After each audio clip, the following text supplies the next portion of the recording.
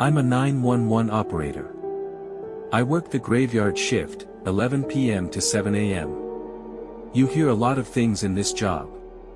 A lot of pain, a lot of fear, a lot of just weirdness. But usually, there's an explanation. Usually, it fits into a box, however grim that box might be. This one doesn't fit in any box I know. And it's been eating at me for weeks. I need to get it out. I've changed some minor details to protect privacy, but the core of it, the part that keeps me up when I finally get home, that's all here. It was a Tuesday, or technically Wednesday morning, around 2:30 a.m. The witching hour, some call it. For us, it's usually just the quiet before the post-bar closing storm, or the time when the truly desperate calls come in. The air in the dispatch center was stale, smelling faintly of lukewarm coffee and the ozone hum of too many electronics. My screen glowed with the CAD, computer-aided dispatch, system, mostly green, all quiet. I was idly tracing the condensation ring my water bottle left on the desk, trying to stay alert. Then a call dropped into my queue. Standard ring. I clicked to answer. 911, what is the address of your emergency? Standard opening. My voice was calm, practiced. The other end was quiet for a beat, just a ragged, shallow breath. Then, a woman's voice, tight and trembling. I don't know if this is an emergency. I think I'm going crazy.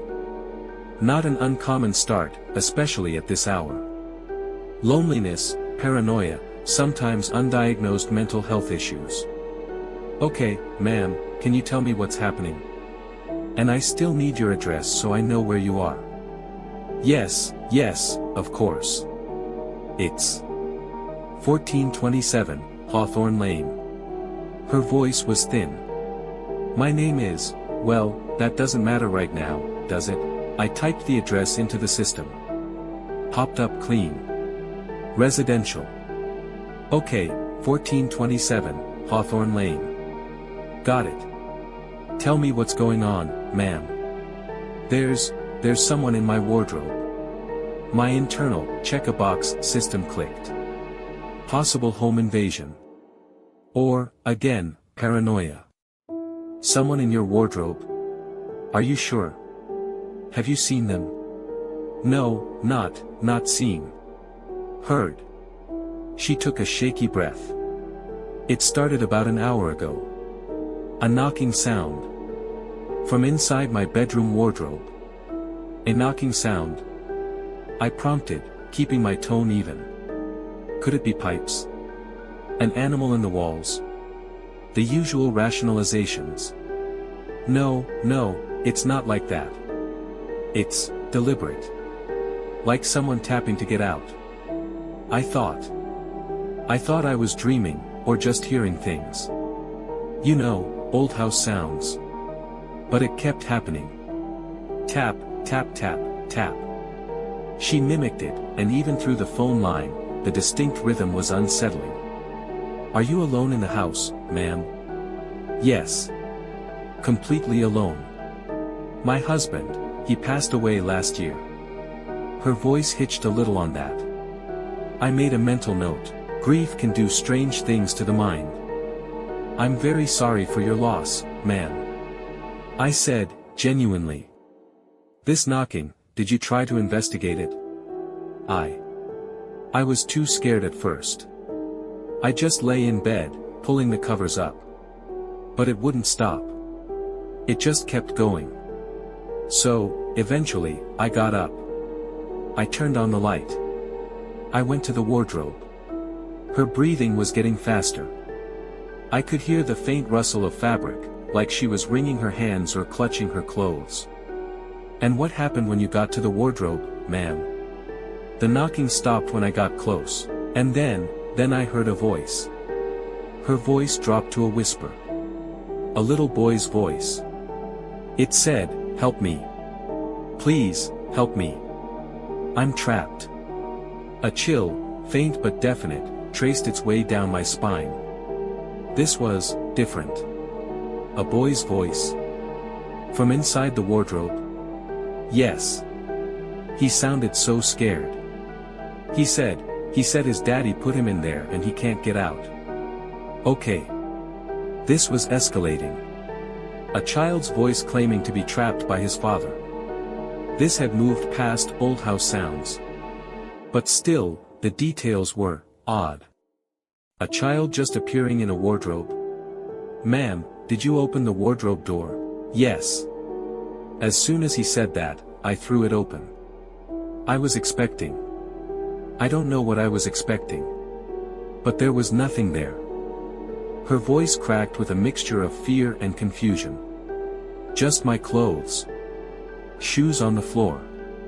Nothing. And the voice, it was gone. Silence. Nothing at all. I clarified. No sign of anyone, no way a child could be hiding.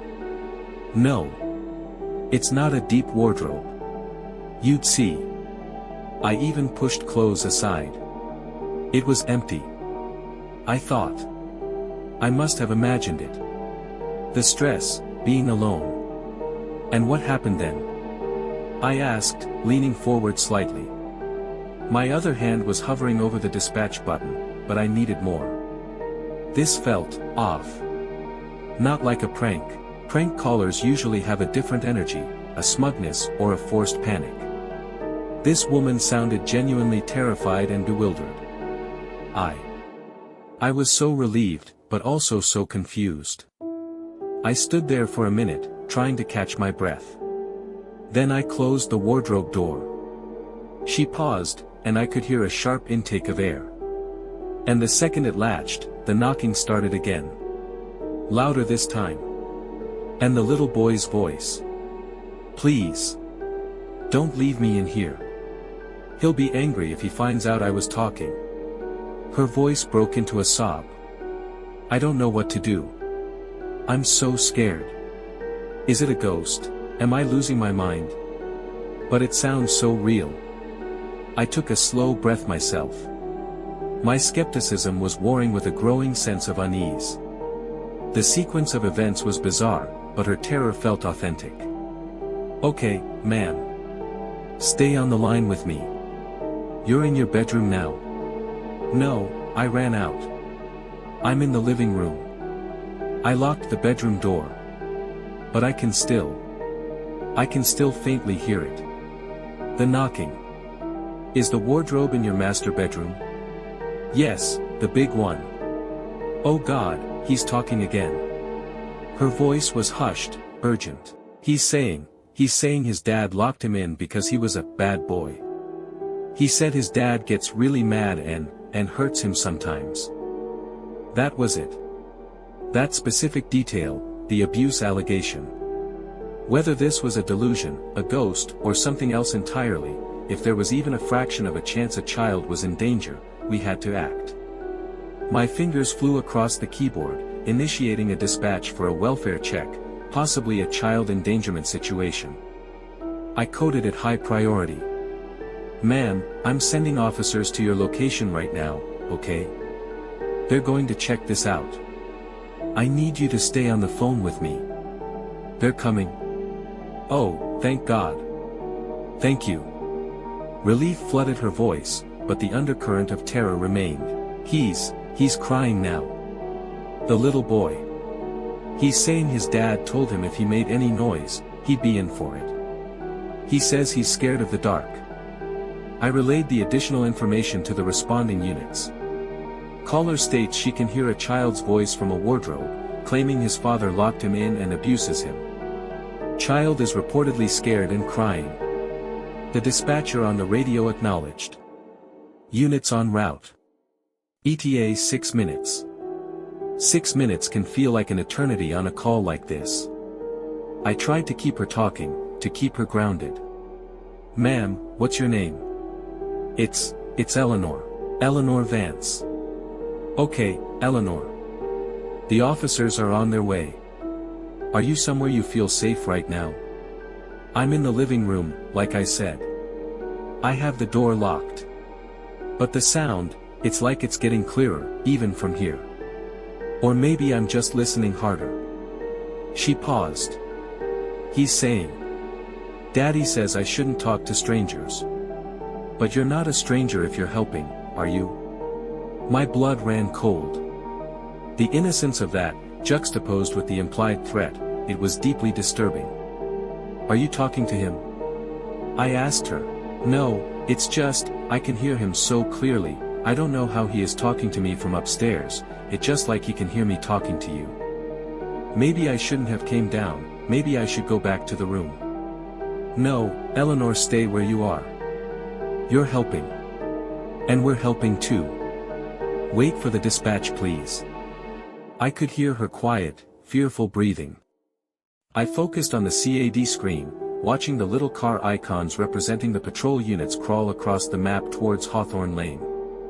Each tick of the clock in the dispatch center sounded unnaturally loud. Eleanor, I said, trying to keep my voice steady, when the officers arrive, they'll knock. Let them know it's you, okay? Yes, yes, I will. She was quiet for a moment, then, he's saying thank you. The little boy. He says he hopes they come soon because it's hard to breathe in here. Hard to breathe. My stomach clenched. That detail was chillingly specific. Ventilation in a closed wardrobe wouldn't be great.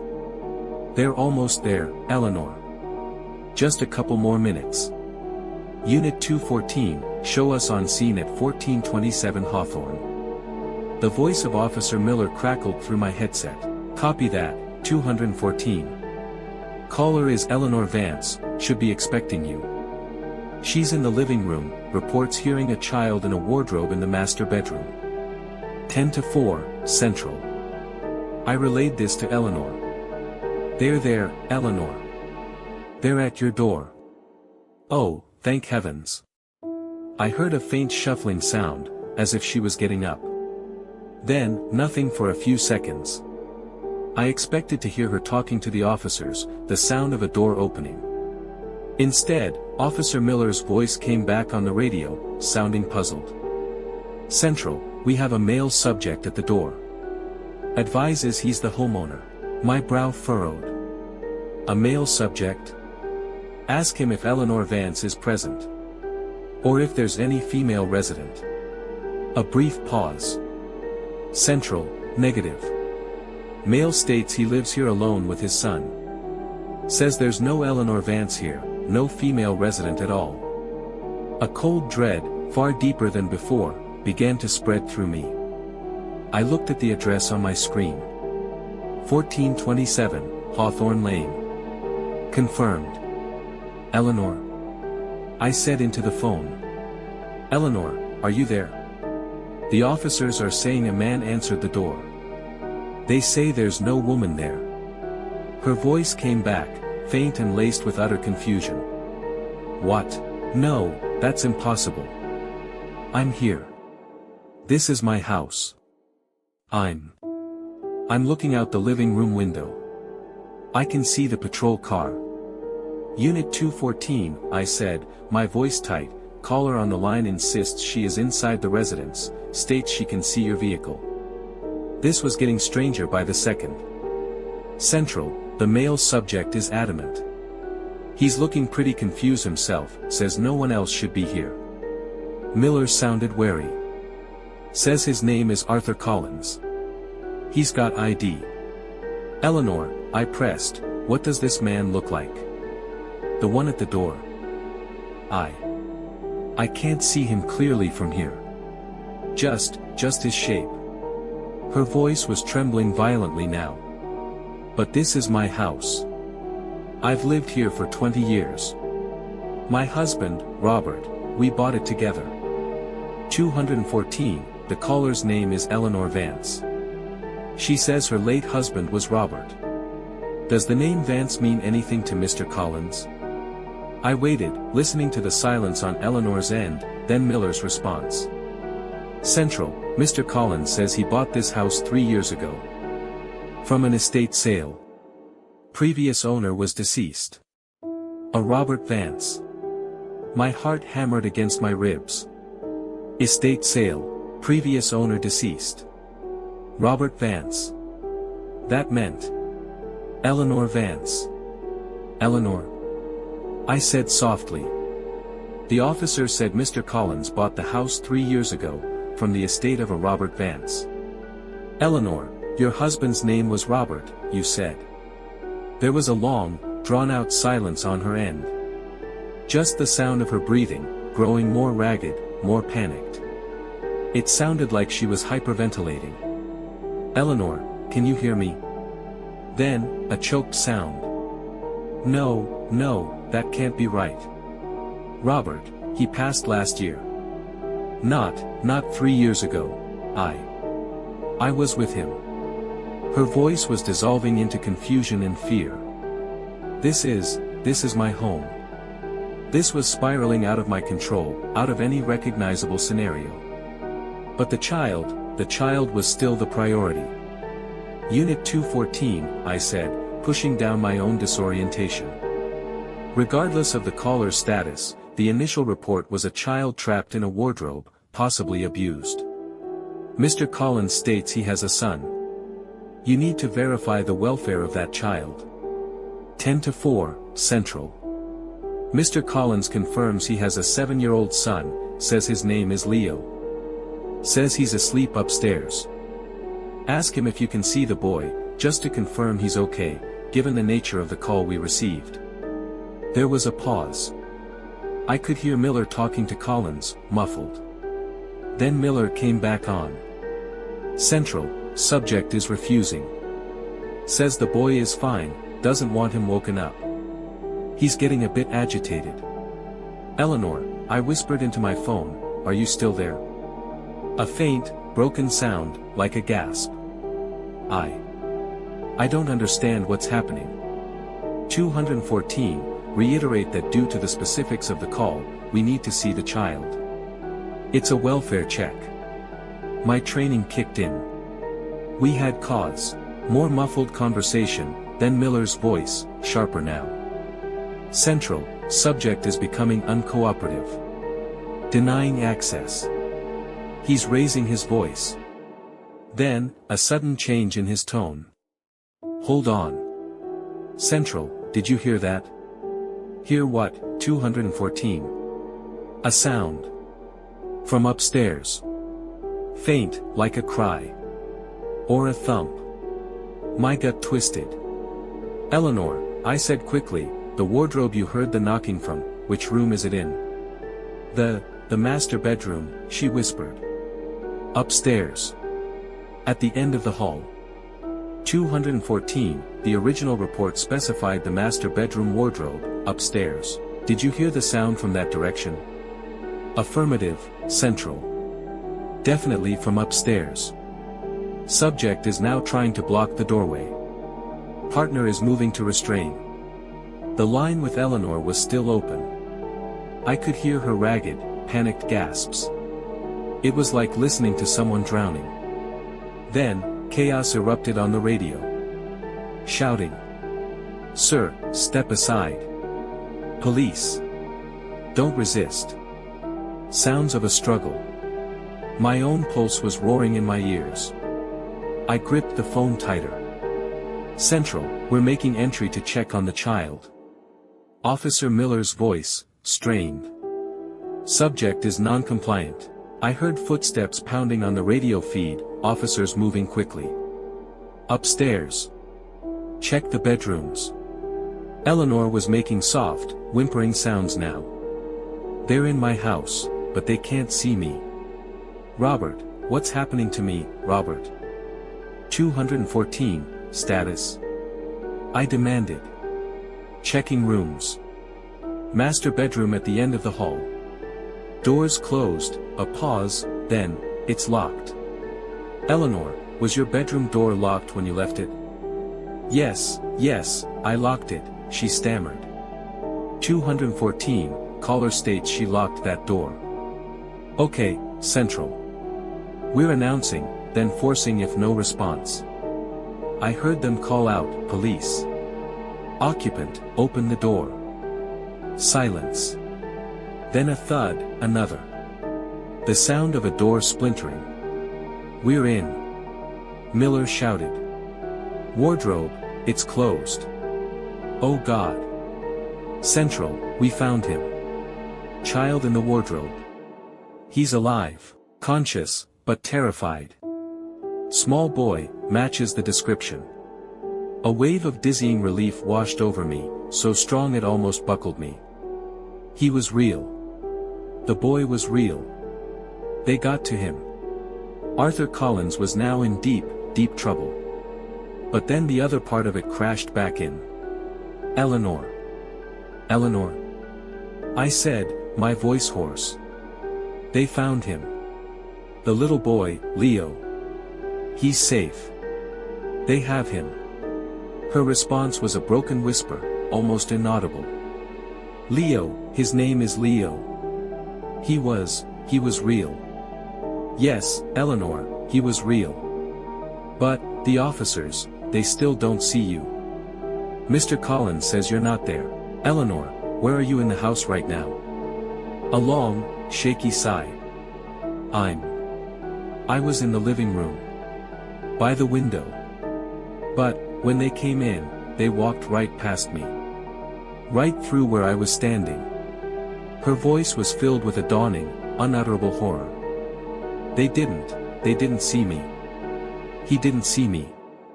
Eleanor, I didn't know what to say. What could I possibly say? The wardrobe, the master bedroom, that's where I heard him so clearly. I spent so much time in that room, after Robert. Her voice trailed off. Then, a new note of terror, colder than before. If Mr.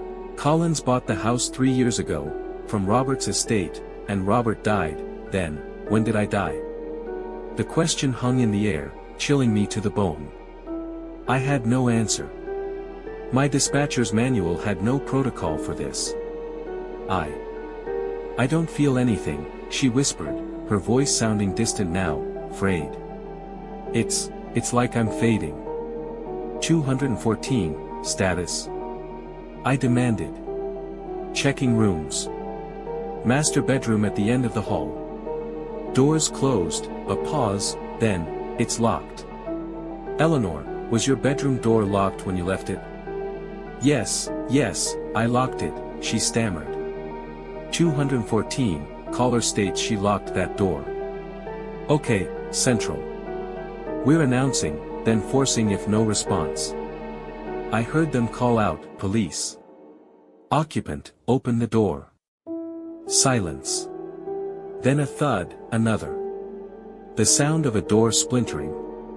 We're in. Miller shouted. Wardrobe, it's closed. Oh God.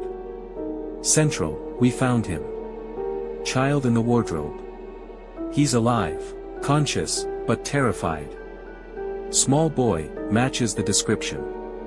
A wave of dizzying relief washed over me, so strong it almost buckled me. He was real. The boy was real. They got to him. Arthur Collins was now in deep, deep trouble. But then the other part of it crashed back in. Eleanor. Eleanor. I said, my voice hoarse. They found him. The little boy, Leo. He's safe. They have him. Her response was a broken whisper, almost inaudible. Leo, his name is Leo. He was real. Yes, Eleanor, he was real. But, the officers, they still don't see you. Mr. Collins says you're not there. Eleanor, where are you in the house right now? A long, shaky sigh. I was in the living room. By the window. But, when they came in, they walked right past me. Right through where I was standing. Her voice was filled with a dawning, unutterable horror. They didn't see me. He didn't see me. Eleanor, I didn't know what to say. What could I possibly say? The wardrobe, the master bedroom, that's where I heard him so clearly. I spent so much time in that room, after Robert. Her voice trailed off. Then, a new note of terror, colder than before. If Mr. Collins bought the house 3 years ago, from Robert's estate, and Robert died, then, when did I die? The question hung in the air, chilling me to the bone. I had no answer. My dispatcher's manual had no protocol for this. I don't feel anything, she whispered, her voice sounding distant now, frayed. It's like I'm fading.